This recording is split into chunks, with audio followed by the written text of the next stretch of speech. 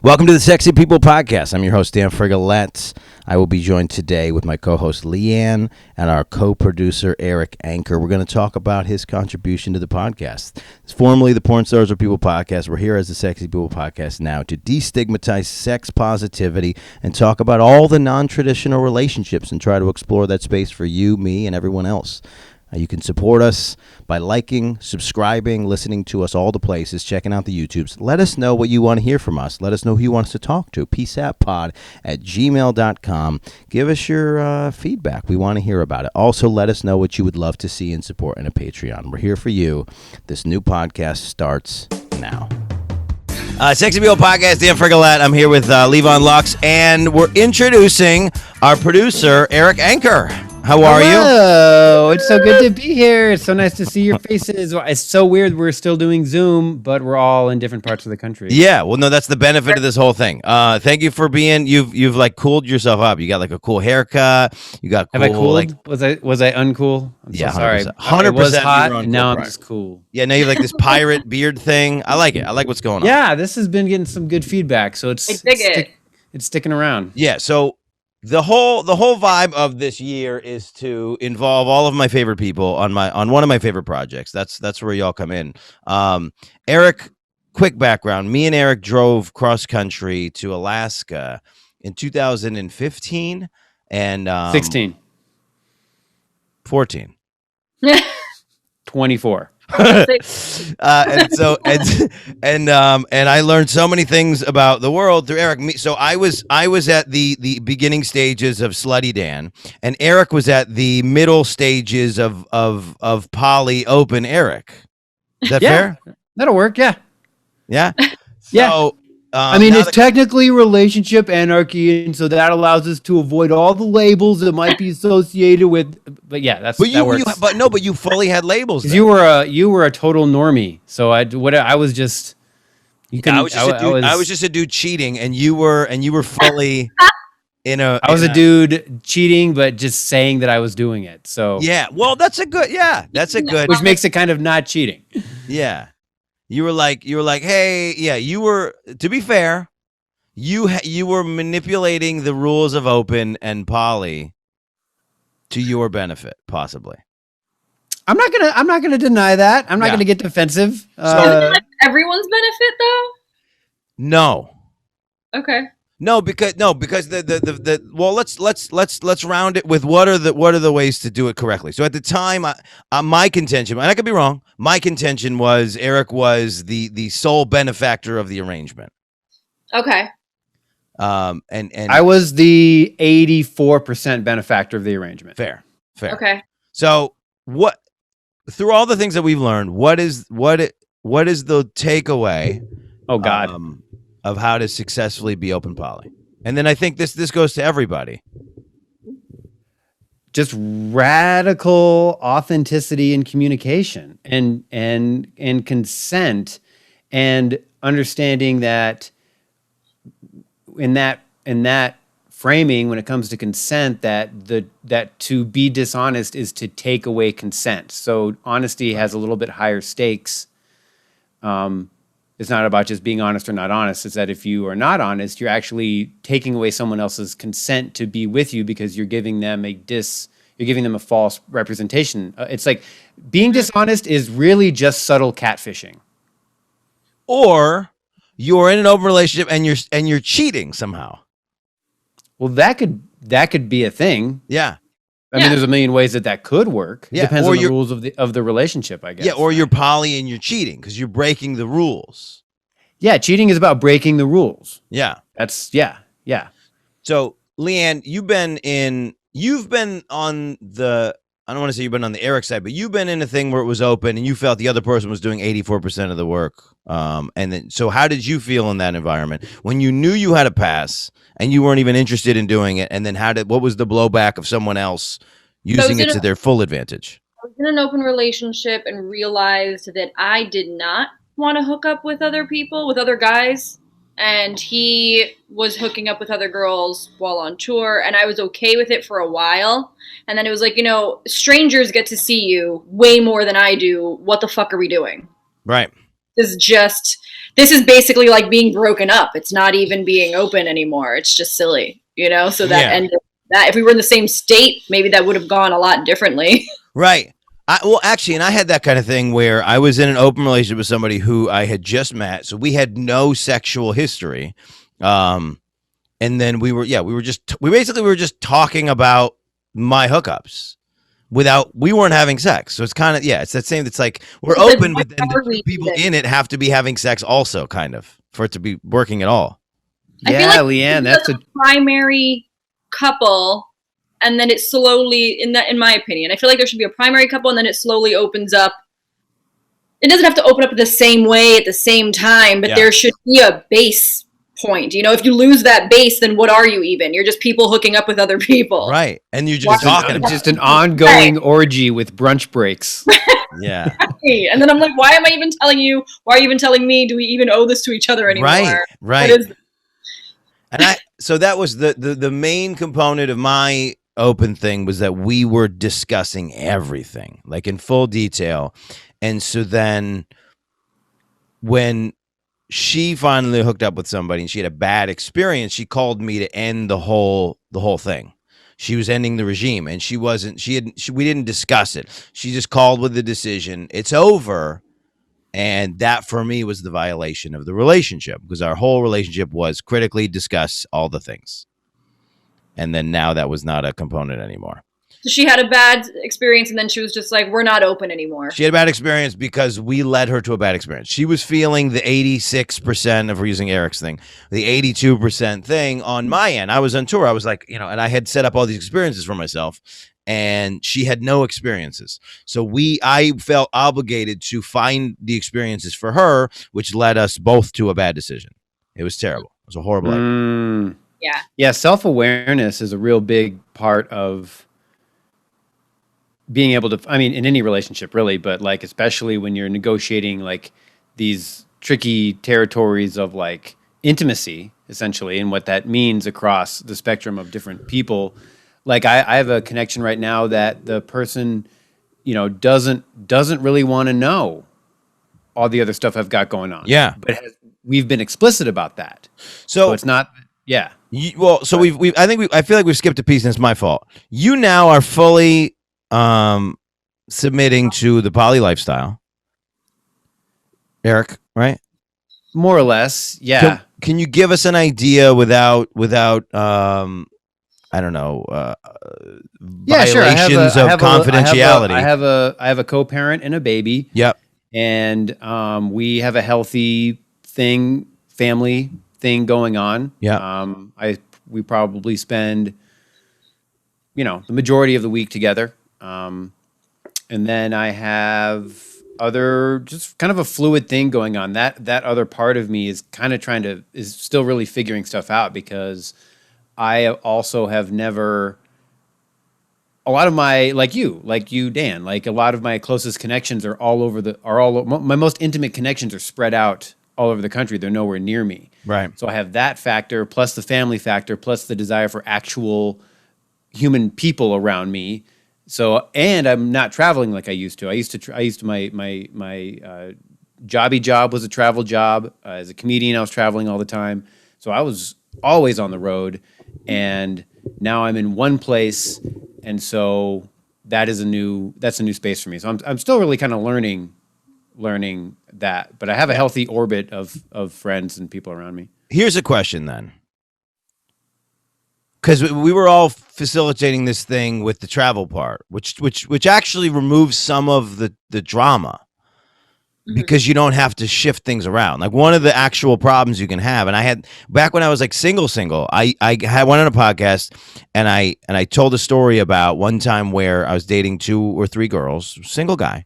Nobody, I wasn't promising anybody anything, and I had to shuffle around, and literally, like, someone was leaving while someone was trying to arrive, and this podcast got me in so much trouble for like the next 5 relationships, because you could find this podcast and girls were like, Dan's gross.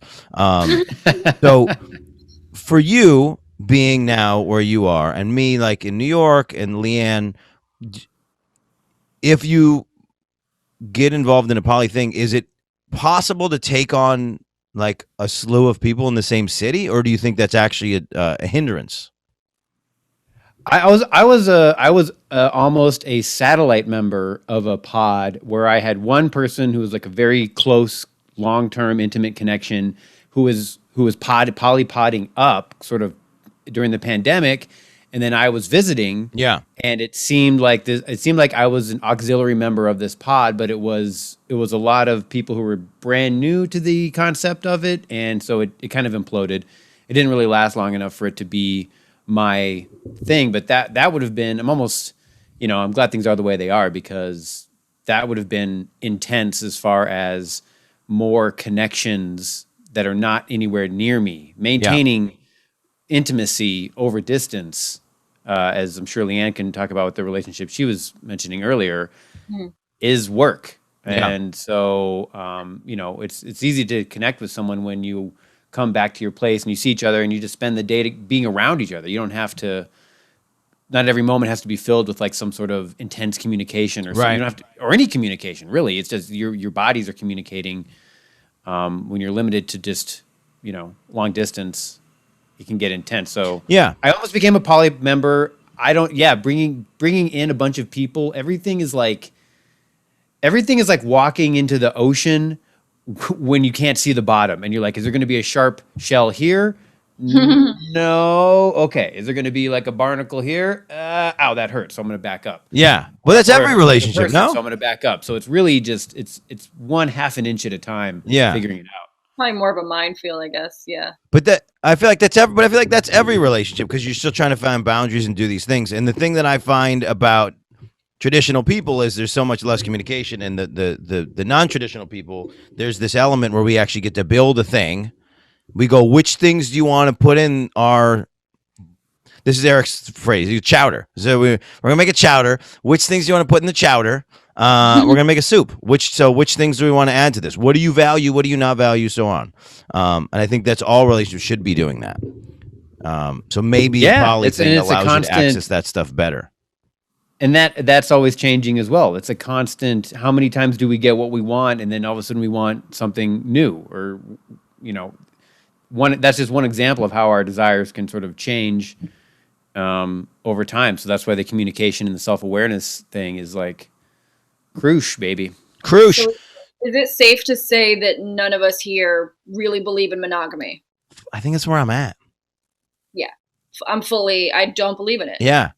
Well, Leanne, can we talk about your situation for a second?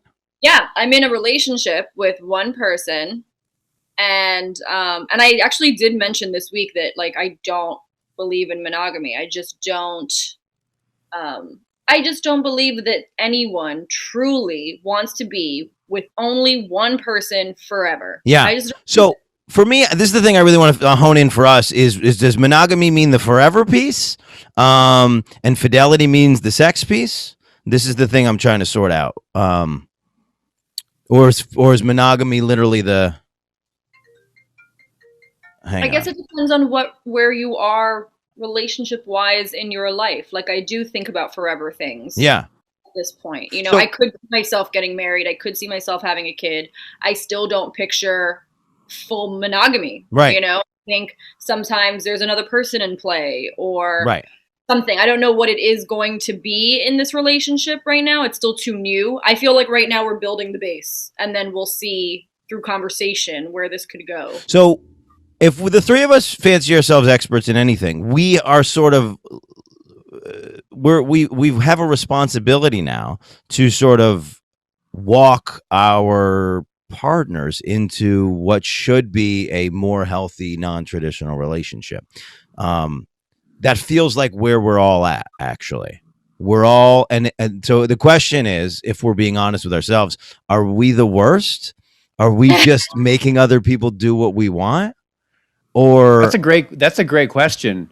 When you said that we are experts in anything, I had an impulse to be like, no. I feel like I'm in the middle of the Amazon jungle with like a flashlight. Right. And someone's like, so what do you think about all this? And I'm like, well, when I look over here, there's fucking bees. And when I look over here, there's piranhas. So I'm trying to stay on the path of least pain. Yeah. And I'll report back when I get back. But no, that's a great question, because that's a great question, because if we bring somebody that it's really this could be mapped onto any sort of situation where somebody is exposed to something new, and then that new thing becomes the only option.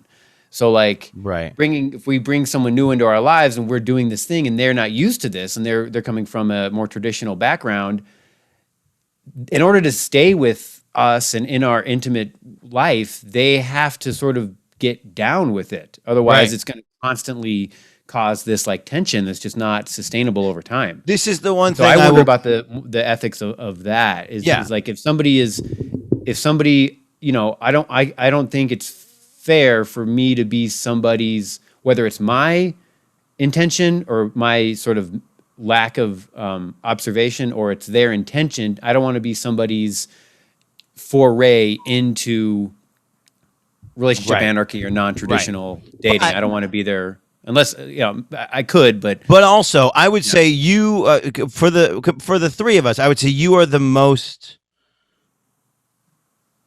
How do I want to phrase this? You've set yourself up in multiple times with multiple people to be like, well, these are the terms, sort of like this is the guy, and I'm fine. This is what I do. This is who I am. I'm fine if you don't want to be involved, and then they're like, oh shit. And so then they sort of flex to your thing. You're probably the best at this version of the thing, I think, of the three of us. Yeah. And you just go, this is the guy. And then they gotta decide what's next. I'm in the middle of the Amazon. If you want to hang out, you're gonna have to like trudge through the trees and stuff to get to me. But that's fair. If you can get to me, I will take care of you. Yeah. All right. So then let me just do a quick one because I know this is the abridged episode because of all the tech problems and all the things. Erik's goal in my head is he's a guy who always knows what the terminology is supposed to be. We'll be talking and I'll like say something about homeless people and he'll be like, no, we're saying houseless now. And he's a mediator for the government, and he's a critical empathy professor, and he just his job from the onset was like, hey, you're asking this person a thing and their body language is telling you to stop asking them. And so Erik is in my ear a lot of times being like, hey, cool it, they don't want you to tell a joke right now, do something else. And then for me, Leevonlux is just I fear that I'm going to say this and then it's real. I think she's just female me, and the balance of having and being born as a woman and having a vagina and having mostly my brain gives a whole other perspective. Also sometimes drastic like mine, but then coming completely from the other side. So okay, so now does Leanne and I get it? Do we get a chance to describe you? Yes. Here. Okay. Dan is like male me, but like insane. He's not fucking normal. You're like what the chatterbox in my brain wants to do, but knows not to. Dan is your. Let me add to that. No, here's why. And here's why. When you give you a penis and testosterone, this is the mess that comes out of it. I can believe it. This is why men are terrible. Look, I can believe it. I was at this wedding last night. Yeah. I was at the wedding last night, and I kid you not, at least twice, I was like, what would Dan do? Don't do that. Don't do that. Yes. This is how I give advice. They go, what should I do? And I'll go, here's what I would do, but here's what you should do. Right. But I felt that. I was like, man, I could really do some damage here, but like, I'm not going to, but like, if I was male me, I would. Yeah. Erik, is that fair? If you add a penis to a good person, there's some mix up in the thing. I think if you add a penis to a good person, you just get a man. which is terrible. The fact that men are so terrible, Erik, is why you're so successful. That is not true. Yeah. No, I'll just let that one sit. So, that's not true. It's like for you guys, you get into these moments and I think the blood rushes to your dick and that's what becomes your brain. I don't feel like that happens to me. I don't feel like the blood from my head rushes to my vagina and it starts thinking I don't feel like that. Yeah, no, the blood rushes to my ego. That's what I want to do, but I'm not going to do it because no. The blood rushes to fragile male ego, and I go, nothing bad's gonna happen to me. Let's go. So then, Eric, what's your Dan synopsis? Oh, Dan synopsis. Oh my gosh. Dan is like somebody. Dan wants to connect, and Dan has a lot of empathy, but Dan really believes that the way that he gets to all the most beautiful things in life is the best way to get there, and getting him to understand when a gift or an offering that he's making is either not being perceived by somebody else or is making them uncomfortable, letting him know that's what I'm doing behind the scenes. Yeah, I have a hard time. Dan is a giant squishy heart that you're going to hang out with him, and you are and you're going to sit right here while he loves you. Like that's what I would say. Yeah, to respond to some of that, I don't have a hard time understanding no, which makes me impossible. And then this is the other one. This is the thing. Complicated. You're complicated. Yeah, I just want what I want, and I don't think anybody should be able to deny me. And I can't handle that.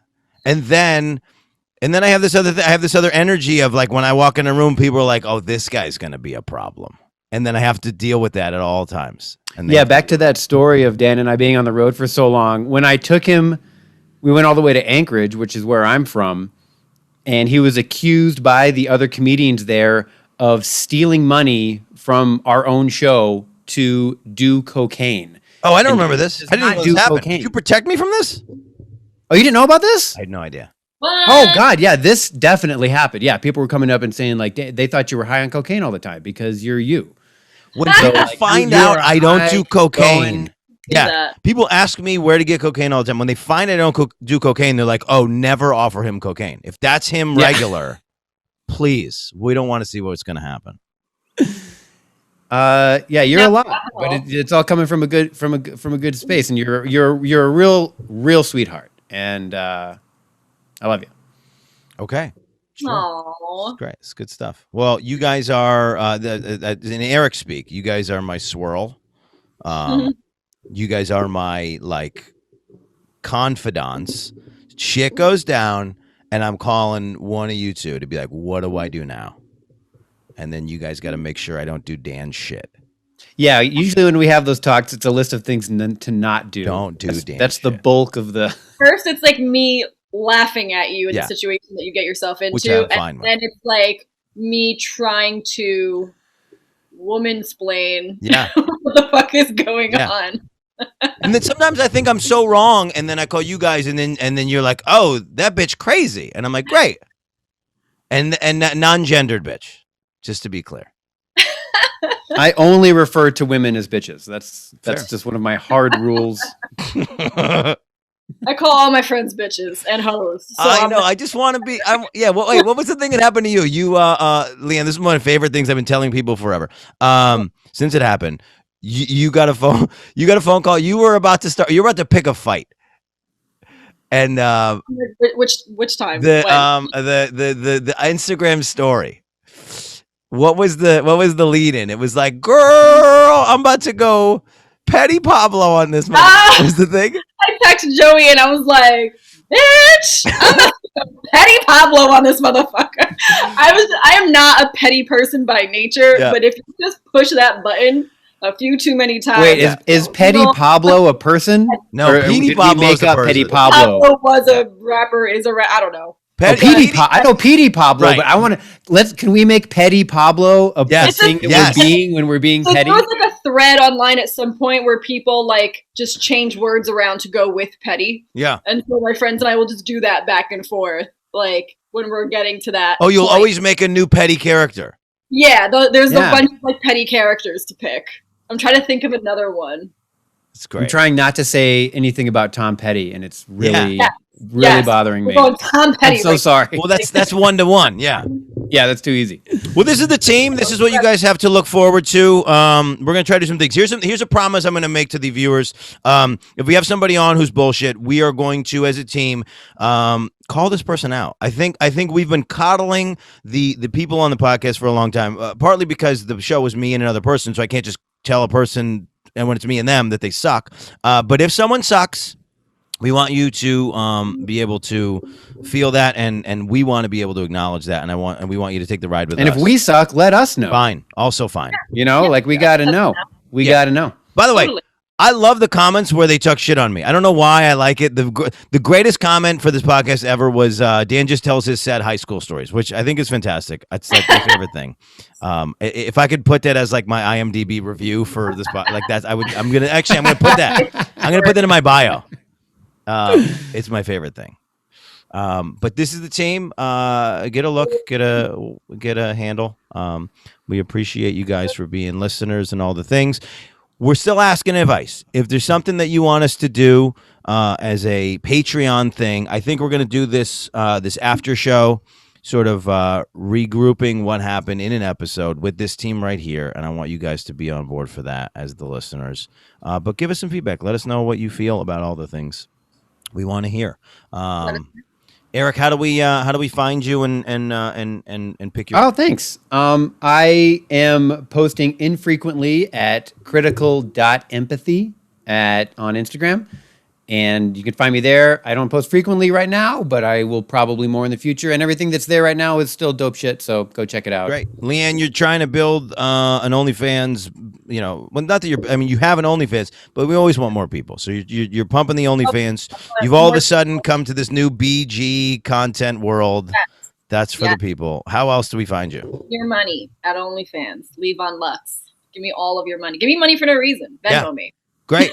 I posted a cum shot video.